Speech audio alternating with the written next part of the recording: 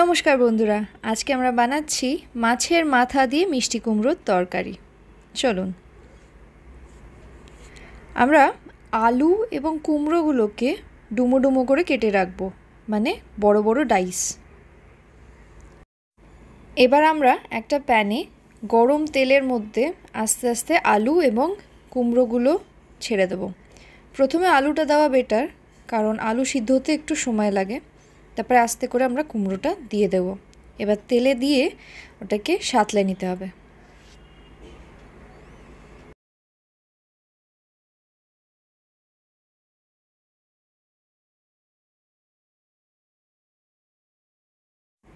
দেখতেই পারছেন এই কুমড়োটা আর আলুগুলো বেশ আর্ধেক সিদ্ধ হয়ে গেছে, আর একটু বসিয়ে রাখতে হবে। আমরা অন্য কাজ করে নিই ততক্ষণ। এবার মাছের মাথাগুলোকে ভালো করে নুন হলুদ মিশিয়ে একটু মেখে রাখতে হবে।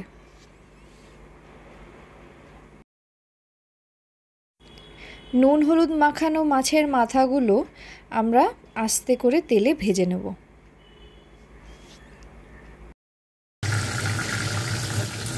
ভালো করে দুপাশটা উল্টে উল্টে ভেজে নেব, যাতে ভেতর থেকে ভালো করে রান্না হয়ে যায় মাছের মাথাটা।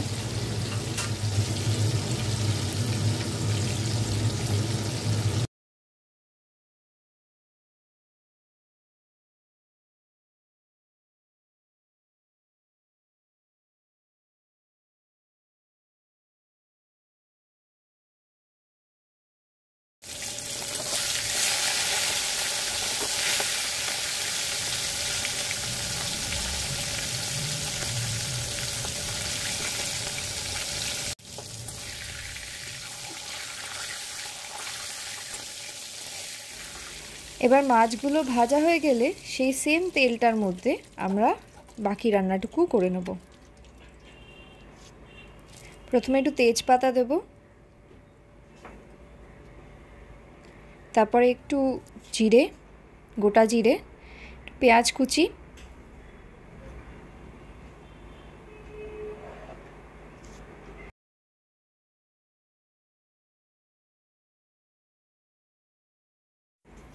এবার একটু পেঁয়াজটাকে ভাজতে দিতে হবে। 1 চামচ আদা রসুন বাটা দিয়ে দেবো।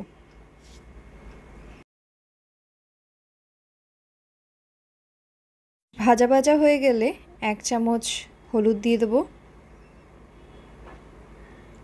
1 চামচ জিরে গুঁড়ো,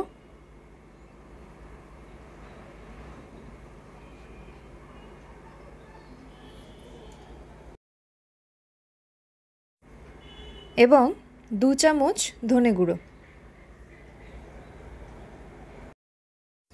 দিয়ে এবং ভালো করে এটাকে সাঁতলে নিতে হবে। আবার এই ভাজা ভাজা হয়ে গেলে মশলাটা, এবার এর মধ্যে আমরা আলু আর কুমড়ো যেটা আমরা ভেজে রেখেছিলাম, সাঁতলে রেখেছিলাম, অ্যাড করে দেবো। এতে তাহলে মশলাটা বেশ ভেতরে ঢুকবে এবং আর একটু সিদ্ধ হবে আলু আর কুমড়োটা।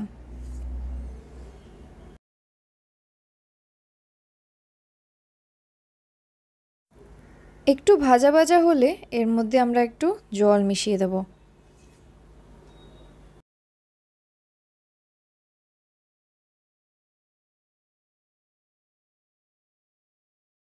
ফুটতে শুরু হওয়ার আগে আমরা একটু নুন মিশিয়ে নেব।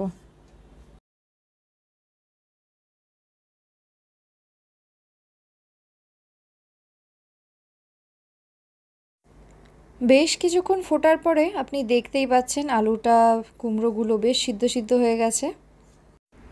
এবার আমরা অল্প করে গরম মশলা ছড়িয়ে দেবো উপর দিয়ে। এবার সর্বশেষে আমরা মাছের মাথাগুলো এই তরকারিতে মিশিয়ে নেব। মাছের মাথাটা অ্যাড করার পরে আমরা বেশ কিছুক্ষণ ওটাকে আরেকটু ফুটিয়ে নেব।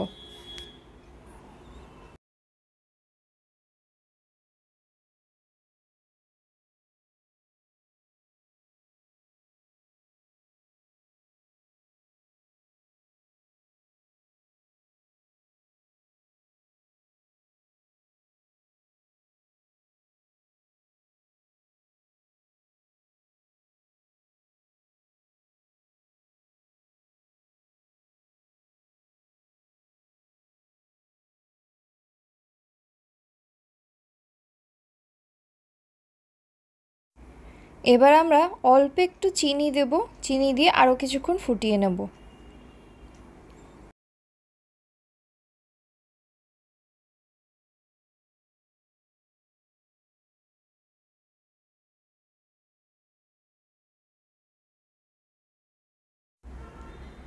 প্রায় তৈরি হয়ে এসছে আমাদের মাছের মাথা দিয়ে কুমড়োর তরকারি। ফাইনালি রেসিপিটা যখন বানাবেন বাড়িতে নিশ্চয়ই আমাদের কমেন্ট বক্সে জানাবেন এবং লাইক, শেয়ার, সাবস্ক্রাইব করে বেল নোটিফিকেশনটা নিশ্চয়ই লাগাতে ভুলবেন না।